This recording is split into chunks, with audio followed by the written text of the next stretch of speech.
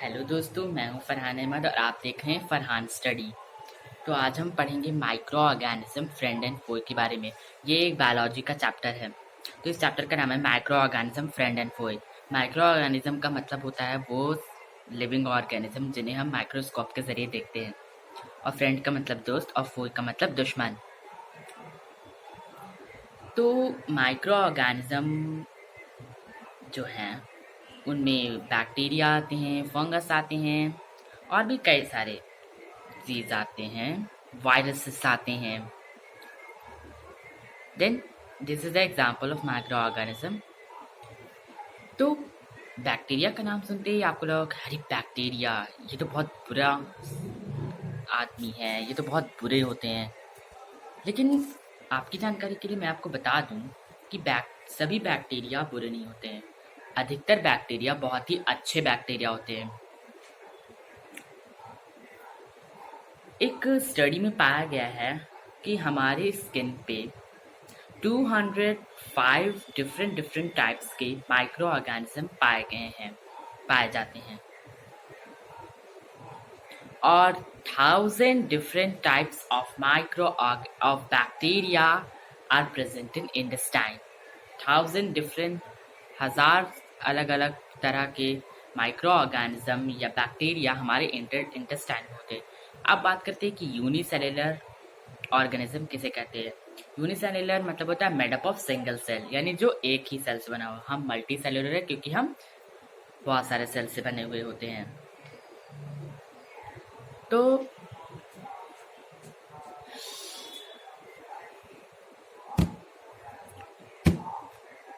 कुछ बैक्टीरिया बहुत ही अच्छे होते हैं जो हमारी बॉडी में रहकर हमारा डाइजेशन और कई सारे फंक्शंस को करते हैं, और कुछ बैक्टीरिया बहुत ही बुरे होते हैं, और कुछ बैक्टीरिया तो इतने बुरे होते हैं कि लोगों को मार देते हैं। तो उन्हीं में से एक बहुत ही पहले गुड बैक्टीरिया की बात कर लेते हैं। तो उन्हीं में से एक है इंटेस्टाइनल बैक्टीरियम। ये हमारे इंटेस्टाइन में रहता है, गट में। ये हमारे गट को हेल्दी रखता है। इन्वेडर से लड़ता है। इन्वेडर का मतलब डिजीज से या वायरसेस से लड़ता है। ये फंक्शनल फूड भी है। ये प्रोबायोटिक है। प्रोबायोटिक का मतलब होता है फॉर लाइफ। फॉर लाइफ का मतलब फॉर गुड लाइफ। और बैक्टीरिया सिर्फ हमारे इंटेस्टाइन को फिट रखने में ही नहीं, बल्कि कई सारी चीज़ों के फॉर्मेशन में भी मदद करता है, जैसे कि कर्ड और चीज। Bacteria is used in the formation of चीज एंड योगर्ट। लेकिन कुछ बहुत ही बुरे बुरे बैक्टीरियाज होते हैं जिन्हें या माइक्रो ऑर्गेनिज्म होते हैं जिनसे बीमारियां हो सकती हैं। जैसे उन्हीं में से एक बीमारी का नाम है cholera. Cholera contaminated drinking water P लेने से होता है। ट्यूबरकुलोसिस हवा के जरिए होता है। निमोनिया भी हवा के जरिए होता है। अब वेक्टर क्या होता है? The organism that transmit a disease from one person to another is called vector. कोई भी ऑर्गेनिज्म हो जो एक किसी बीमारी को एक पर्सन से दूसरे पर्सन तक फैलाता है उसे हम कहते हैं वेक्टर। जैसे कि मस्किटो के काटने की वजह से मलेरिया होता है, तो हम कह सकते हैं कि इस केस में मस्किटो एक वेक्टर है। एयरबॉर्न डिजीज आपने सुना होगा शायद पहले। Airborne disease, those disease which transmit through air. वो ऐसे डिजीज जो एयर के जरिए ट्रांसमिट होते हैं, जैसे कि चिकन पॉक्स और इन्फ्लुएंजा। चिकन पॉक्स में क्या होता है ना कि छोटे छोटे पॉक्स मतलब दाने हो जाते हैं हमारे हैंड में और पूरे बॉडी में। मुझे भी एक बार हो गया था। Don't make a joke. इसके सिम्टम क्या हैं? रनी नोज, आपकी नाक बहने लगेंगे, कफ खांसी होगी, फेवर बुखार आ जाएगा, सोर थ्रोट गले में खराश आएगी, फैटिग्यू एंड सिर दर्द यानी हेडेक। अब वाटर बॉर्न डिजीज क्या होते हैं? Those disease which directly transmit through contaminated water, जो गंदे पानी के जरिए पी लेने के जरिए फैलता हो उसे हम वाटर बॉर्न डिजीज कहते हैं। इसमें आपने एक कोलेरा का नाम सुना होगा, वो जिसी की वजह से बिरसा मुंडा की मौत हो गई थी। तो ये बीमारी कंटेमिनेटेड वाटर के ज़रिए ही फैलता है। तो आपने कई सारे मशरूम्स देखे होंगे, वो भी एक माइक्रो ऑर्गेनिज्म ही है। तो कुछ मशरूम जो आप खाते हैं, वाइट मशरूम जो उसकी खेती की जाती है, लेकिन कुछ मशरूम बहुत ही ज़्यादा टॉक्सिक और डेंजरस होते हैं। अगर आप उन्हें खा लें तो आपकी डेथ भी हो सकती है। उन्हीं में से एक मशरूम है डेथ कैप मशरूम। ये कि बहुत टॉक्सिक मशरूम है। असल में मशरूम एक फंगाई है जो dead and decaying organic matter में रहता है। Fungi are saprophytes that feed on dead and decaying organic matter। तो बैक्टीरिया को मारने के लिए हमें किस चीज़ की ज़रूरत पड़ती है? अगर हमारे बॉडी में कोई बैड बैक्टीरिया घुस जाए तो हम उन्हें कैसे ख़त्म करेंगे? इसका इलाज है antibiotic. Antibiotic are chemicals that kill bacteria. Antibiotic एक केमिकल है जो कि बैक्टीरिया को किल कर देते हैं, यानी मार देते हैं। मलेरिया का कारण है प्लाज्मोडियम नाम का एक बैक्टीरिया। लेकिन मैं मच्छर, आपको जैसे पता होगा कि मलेरिया मच्छरों द्वारा ट्रांसमिट होता है। तो मैं आपको बता दूं कि सिर्फ फीमेल मस्किटो ही इंसान के खून को सक करती है। ऐसा इसलिए क्योंकि फीमेल मस्किटो को अब बेबीज को जन्म देने में खून की ज़रूरत पड़ती है, इसलिए सिर्फ फीमेल मस्किटो ही इंसान या जानवर के ब्लड को सक करती है, यानी चूसती है और बीमारी ट्रांसमिट कर देती है। और आप सोच रहे हैं कि मेल मस्किटो क्या करता है? वो फुल्ली वेजिटेरियन है। वो फ्लावर का नेक्टर पीता है। नेक्टर एक सुगरी लिक्विड है जो कि फूल में पाया जाता है, जिसे हम फूल का रस कहते हैं। When a female mosquito carrying the malaria a human bites a human, then the pathogen enters the bloodstream of the human. The pathogen reach the liver. In liver cells, they start reproducing. After this, the pathogen spreads in the body and symptoms start to be appear. Malaria कैसे फैलता है body में?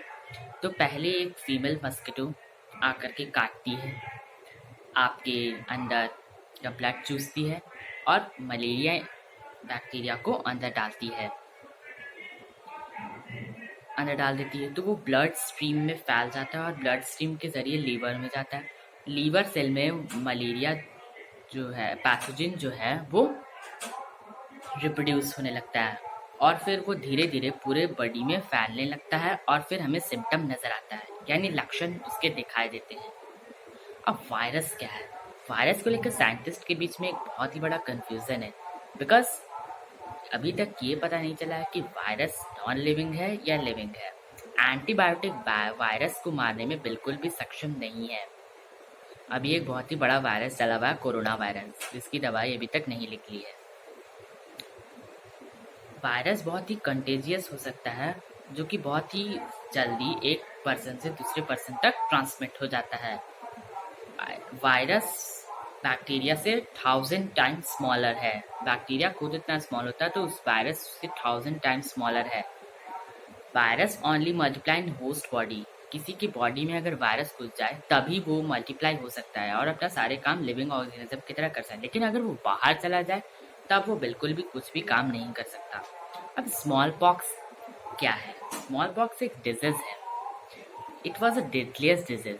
ये बहुत ही घातक disease हुआ बीमारी थी, जिसका कुछ उल्लेख प्राचीन संस्कृत के मेडिकल की बुक में भी मिला है,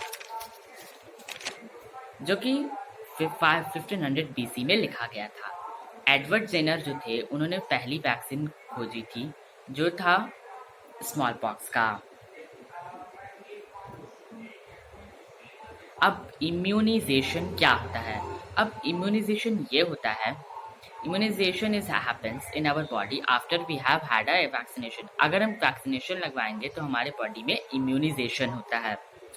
The vaccine stimulates our immune system so that it can recognize the disease and protect us from future infection. Vaccine जो है हमारे इम्यून सिस्टम को स्टिमुलेट करता है, जैसे कि हमारा इम्यून सिस्टम पहचान जाता है कि इस डिजीज को पहचान जाता है और हमें भविष्य में आने वाले इन्फेक्शन से प्रोटेक्ट करता है।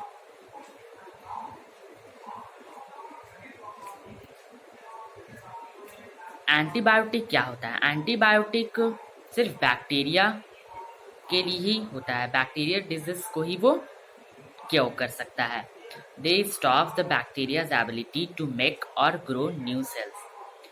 वो उसकी बैक्टीरिया की एबिलिटी को ख़त्म कर देता है और न्यू सेल्स ग्रो करने के लिए भी जो उसकी एबिलिटी होती है उसे भी ख़त्म कर देता है।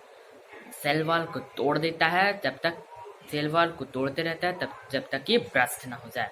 Alexander Fleming first discovered first antibiotic. Alexander Fleming ने सबसे पहला एंटीबायोटिक बनाया था जो कि था पेनिसिलिन का।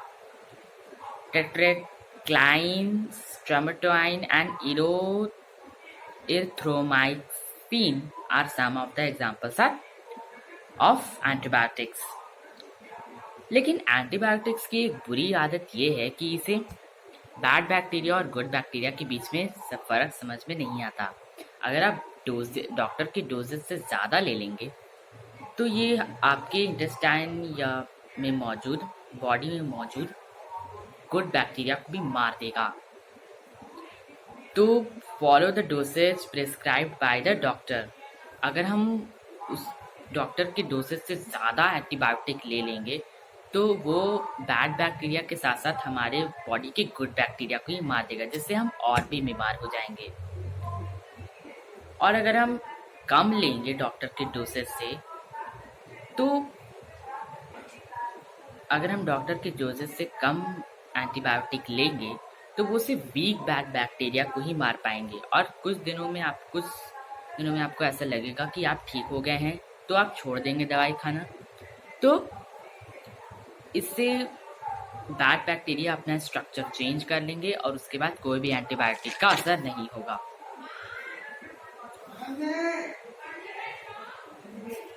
तो अगले वीडियो में हम पढ़ेंगे कॉमन प्लांट डिजीज,